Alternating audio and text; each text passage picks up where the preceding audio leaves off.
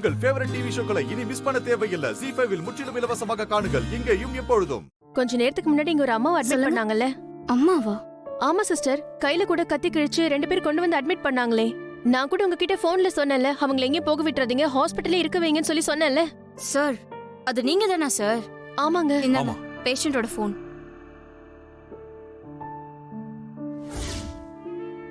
இப்ப அவங்க 2 பேரும் எங்க இருக்காங்க சிஸ்டர்? மேடம், அவங்க எப்பயோ கிளம்பியாச்சு. கிளம்பிட்டாங்களா? அப்பவே கிளம்பிட்டாங்களா? என்னங்க சொல்றீங்க? நான் தான் அவங்கள போக விடாதீங்கன்னு போன் பண்ணி சொன்னேன்ல, அப்புறம் ஏன் சிஸ்டர் அவங்கள விட்டீங்க? மேடம், நாங்க எங்க அவங்கள போக விட்டோம்? அவங்க தான் ஏதோ அர்ஜென்ட்னு சொல்லி உடனே கிளம்பிட்டாங்க.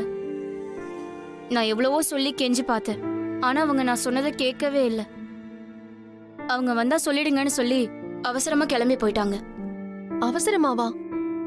அம்மாவை தனியா விட்டுட்டு போற அளவுக்கு அப்படி என்ன அவசரம் அவளுக்கு?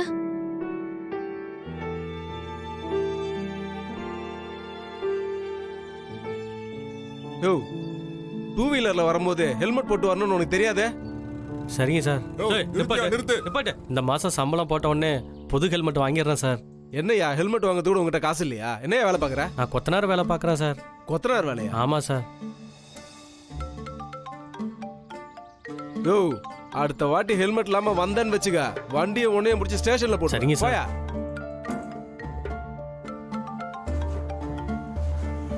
சொல்லுங்க ஈஸ்வரன் சார். சார், நீங்க எனக்கு ஒரு உதவி பண்ணணும்.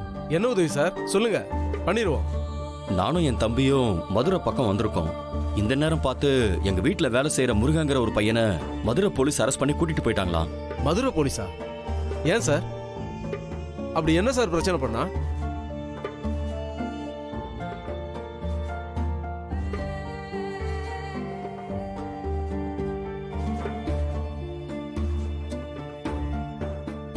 இதான் சார் நடந்தது.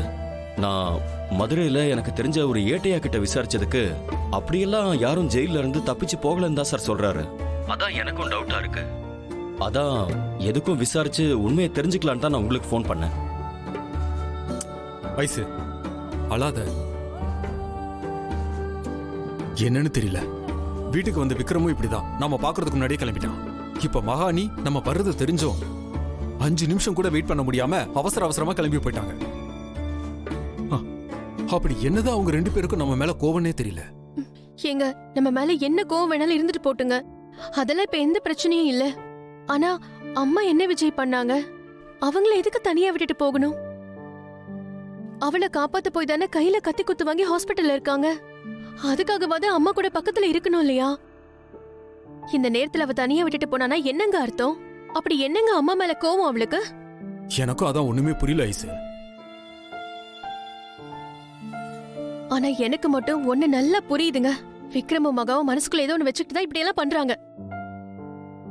இல்லனா இப்படி ஆபீஸ் வரைக்கும் வந்தவங்க 5 நிமிஷம் வெயிட் பண்ணி பார்த்துட்டு போறதுல என்னங்க வந்துற போகுது?